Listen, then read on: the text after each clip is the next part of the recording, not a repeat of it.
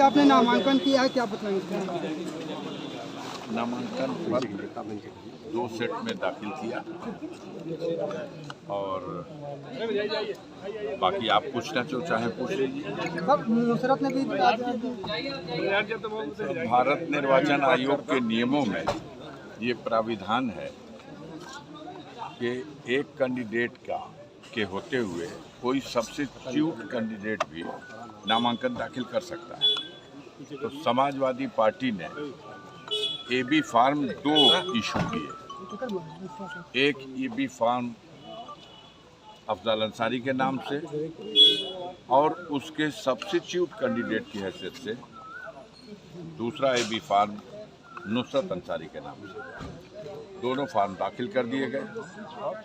इसके अतिरिक्त भी नुसरत अंसारी की तरफ से एक और निर्दल पर्चा भी दाखिल किया गया है, जो 10 नए प्रस्तावकों की ओर से, जैसा निर्दल कैंडिडेट के लिए प्राविधान। सांसद जी, आज चौथे चरण का चुनाव हो रहा है, उसको लेकर अब चौथे चरण आज बहुत कुछ तस्वीर साफ हो जाएगी। साफ तो हो गई थी तीसरे चरण में ही, अब ये साफ हो जाएगी। अब तो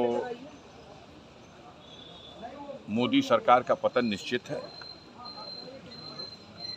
जितना कूद सकते थे, उछल सकते थे, उन्होंने कोशिश की, लेकिन जनता ने मन बना लिया है इस बार दिल्ली की सरकार को बदलने का, और निश्चित रूप से इंडिया गठबंधन के नेतृत्व में केंद्र में सरकार बनने जा रही है।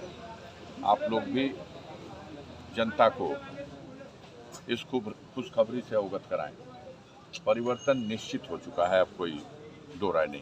भाजपा प्रत्याशी लगातार आप पर हमला कर रहे हैं। हम हमला नहीं करेंगे। हम वो सज्जन आदमी हैं, बुजुर्ग आदमी हैं, अध्यापक हैं, पढ़ाते हैं।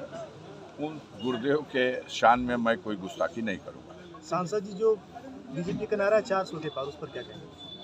भैया, आप तो कह रहे हैं कि जब सरकार की विदाई होने जा रही है, 200 से नीचे आ रहे हैं, तो अब उस पर और क्या कहा जाए।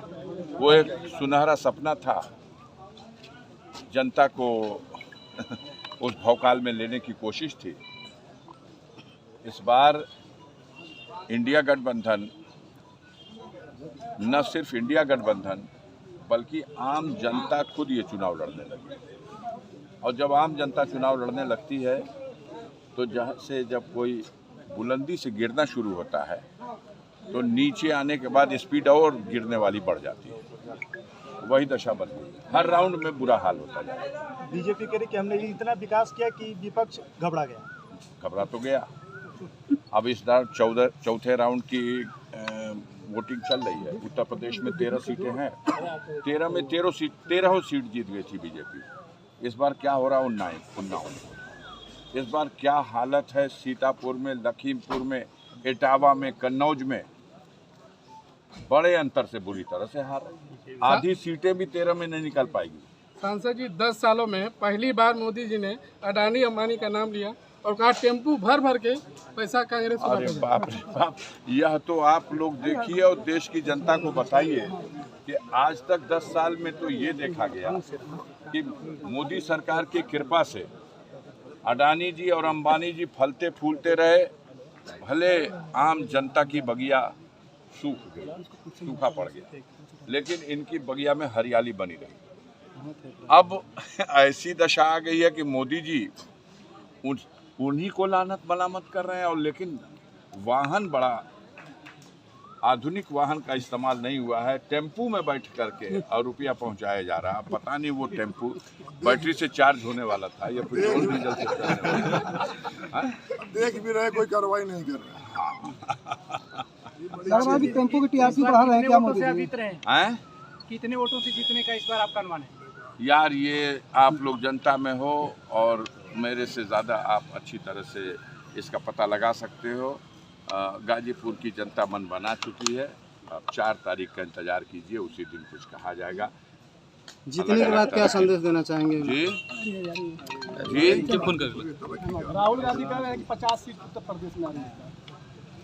अब देखिए, कहा ना कि ऊपर बुलंदी से जब कोई चीज़ नीचे की तरफ ढेंगल जाती है तो ऊपर से तो थोड़ा धीरे धीरे गिरती हुई आती है, लेकिन जैसे जैसे वो नीचे की तरफ बढ़ती जाती है उसकी गिरने की रफ्तार और तेज होती चली जाती है। तो कुछ भी हो सकता है, सांसद जी, इस बार जो कुछ भी चुनाव हो होगा सकता है। किस 50 किस सीट मुद्दे वाली पर भी बात चुनाव अतिशयोक्ति होगा? नहीं है।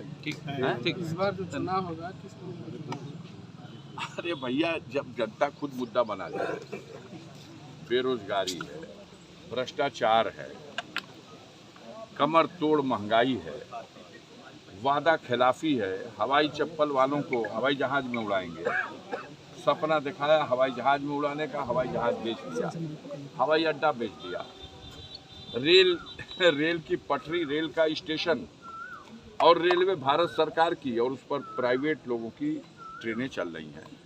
कहाँ कहाँ कहाँ पहुँचा दिया आपने मुल्क को, ऐसी जगह ले आकर खड़ा कर दिया कि अब कंगालों की स्थिति बन गई है।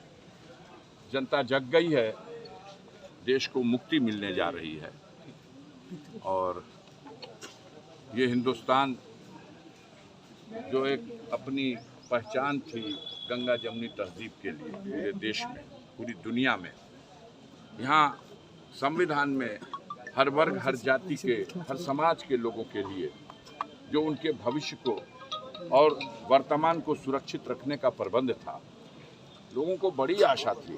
सरकारें तो दिल्ली में कितने बार बनी, 17 बार लोकसभा का चुनाव हो चुका है। केजरीवाल जी ये कह रहे हैं कि इस बार जो चुनाव हो रहा है उसमें मोदी जी अमित शाह के लिए वोट मांग रहे हैं।